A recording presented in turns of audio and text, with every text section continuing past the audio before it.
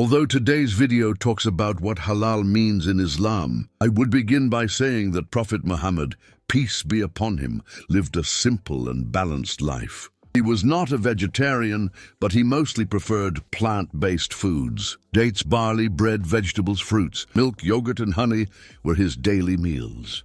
Meat was eaten only occasionally. Sometimes weeks would pass without any meat in his home. When he did eat it, he chose small portions and the leanest cuts. He taught that overeating meat makes the body heavy and that moderation brings health and clarity. His example shows kindness, simplicity, and balance in eating. Halal exists because Islam teaches that life is sacred, and even when we take a life for food, it must be done with dignity, mercy, and responsibility. It is not only a method of cutting, but a whole ethical system. When you compare halal with many non-halal practices, the difference becomes clear at every stage: before, during, and after the slaughter. Before slaughter, halal requires the animal to be raised and treated with kindness. It must be given food, water, space, and must not be abused. The Prophet Muhammad, peace be upon him, forbade hitting animals, cursing them,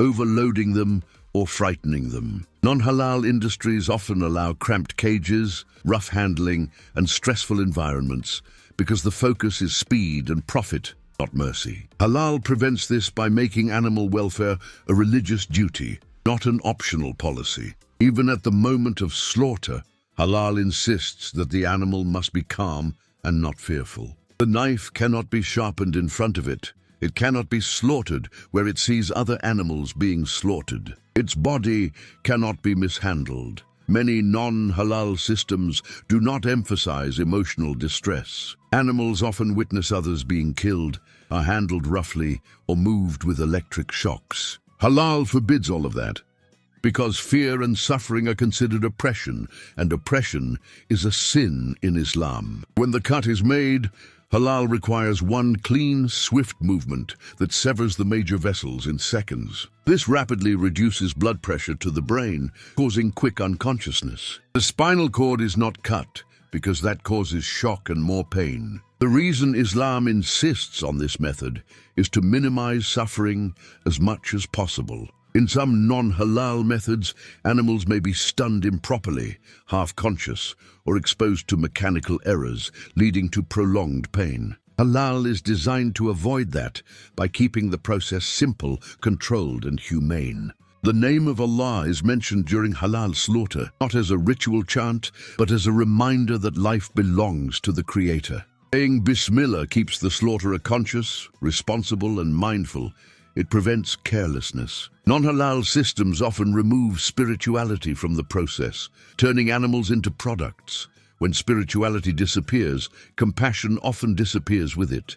Halal intentionally keeps compassion alive. Halal is better for animals because Islam puts mercy before everything else. Halal requires the animal to be calm, not abused, not frightened, not dragged, and not forced to watch other animals being killed. The Prophet Muhammad, peace be upon him, taught that animals feel fear, pain, and stress just like we do, so halal protects them from that. The halal cut is done in one swift movement that makes the animal lose consciousness very quickly, without the long suffering that can happen in non-halal industrial methods where stunning fails or animals are still partially awake. Halal avoids panic, avoids torture, and avoids prolonged pain. It gives dignity to the animal from the beginning to the end, recognizing it as a creation of Allah that must be treated with compassion. Another major difference is blood drainage. Halal requires complete draining of blood, not only for hygiene, but because it prevents the buildup of toxins and reduces chances of contamination. Many non-halal methods allow blood to remain trapped due to stunning, improper cutting, or mechanical slaughtering. Islam teaches that blood is harmful and should not be consumed, so halal ensures the cleanest possible meat. It is both a health reason and a spiritual reason. After slaughter, halal demands respectful handling of the body. The animal's carcass cannot be thrown, kicked, or dragged. Non-halal industrial lines sometimes treat bodies as objects moving down a conveyor belt with no emphasis on dignity. Islam teaches that dignity should remain even after death, and this principle is baked into halal. There is also a deeper why behind halal. Islam wants humans to remain grateful, disciplined, and aware. You cannot eat whatever you want in whatever way you want. You must choose food that is ethically sourced, spiritually conscious, and clean for the body.